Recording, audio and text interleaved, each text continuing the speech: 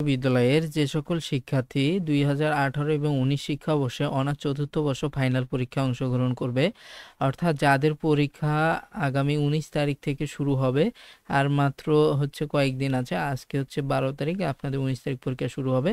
তো আশা করি আপনারা যারা পরীক্ষায় অংশগ্রহণ করবেন রাষ্ট্রবিজ্ঞান বিভাগের, তাদের কিছু সাজেশন দেওয়ার জন্য আপনাদের কাছে শেয়ার করব। সেটি হচ্ছে যে এখানে আপনাদের বিগত ২টি বিষয়ে সাজেশন দেওয়া আছে আমার ইউটিউব চ্যানেলে, প্লে লিস্ট আকারে সেখানে দেখে নিতে পারবেন। এবং আজকে আপনাদের সরকারি নীতি পরিচিতি অথবা জননীতি পরিচিতি বিষয়টি আলোচনা করব। বিষয়টির কোড হচ্ছে 241905।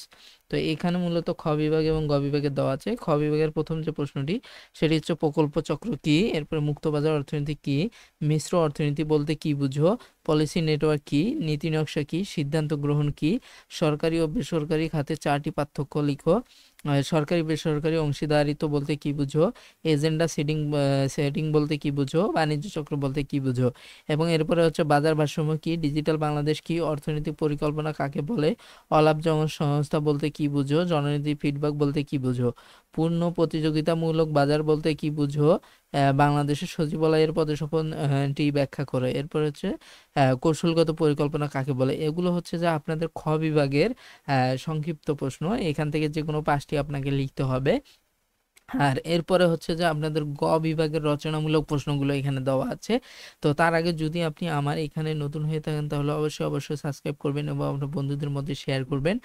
আর এখানে যে মূলত 5টি দিতে হবে এখান থেকে। তো এখানে জননীতি অধ্যয়নের পদ্ধতিসমূহ ব্যাখ্যা করো বা বর্ণনা করো। এরপরে যে রাজনীতি প্রণয়নের সিদ্ধান্ত গ্রহণের গুরুত্ব আলোচনা করো। এরপরে বাজার ব্যর্থতা কেন হয়, সরকারি নীতির উপর এর প্রভাব আলোচনা করো। এরপর নীতি বাস্তবায়ন মূলত আমলাতন্ত্রের কাজ, এটি উক্তিটি ব্যাখ্যা করো।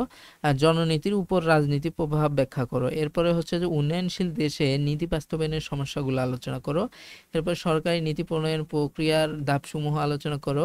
8 নম্বরে আছে বাংলাদেশের সরকারি নীতি প্রণয়ন ও বাস্তবায়ন প্রক্রিয়ার উন্নয়নের কৌশলসমূহ বর্ণনা করো। এরপরে মিশ্র অর্থনীতির বৈশিষ্ট্য আলোচনা করো। সরকারি নীতি নির্ধারণে আন্তর্জাতিক দাতা গোষ্ঠীর ভূমিকা আলোচনা করো। অথবা এখানে থাকতে পারে যে সরকারি নীতি নির্ধারণে এনজিও দাতা গোষ্ঠীর ভূমিকা আলোচনা করো। এরপর সরকারি নীতি অধ্যয়নের যুক্তিগত ও গুরুত্ব আলোচনা করো। এরপর 12 নম্বরে ডেভিড স্টোনের নীতি বা বিশ্লেষণের ব্যবস্থা মডেলটি আলোচনা করো। এরপর সরকারি নীতি বাস্তবায়নের প্রতিবন্ধকতা আলোচনা করো। এরপর 14 নম্বর আছে নীতি মূল্যায়নের পূর্বশর্ত ব্যাখ্যা করো। এরপর অলাভজনক খাতে সরকারের ভূমিকা ব্যাখ্যা করো। এবং 16 নম্বর আছে প্রশাসনিক জবাবদিহিতা কি, প্রশাসনিক জবাবদিহিতা নিশ্চিতকরণে উপায়সমূহ আলোচনা করো। এরপর পরিকল্পনা সংজ্ঞা দাও, উত্তম পরিকল্পনা গুণাবলী বলো। এরপর 18 নম্বরে সরকারি বেসরকারি অংশীদারিত্ব উদ্যোগে সুবিধা ও অসুবিধা সমূহ আলোচনা করো। তো এইগুলো ছিল আপনাদের গ বিভাগের রচনামূলক প্রশ্ন। তো যদি এখানে ভালো লাগে তাহলে অবশ্যই সাবস্ক্রাইব করবেন এবং সাথে থাকবেন। আসসালামু আলাইকুম।